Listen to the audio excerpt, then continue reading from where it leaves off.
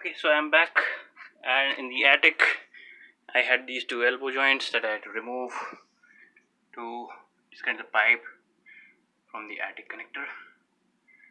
So these elbows, as you see, were taped straight like this, one after the other, and you have to bend it, remove the tape first, bend it, and then they kind of remove. I kind of damaged one of them a little bit, but maybe I'll be able to get it straightened up and make it working. Otherwise I'll have to buy this piece.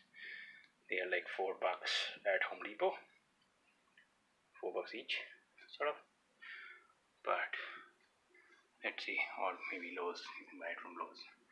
Again, I have no affiliation with Home Depot or Lowe's or any of these. Okay, let me just start cleaning now.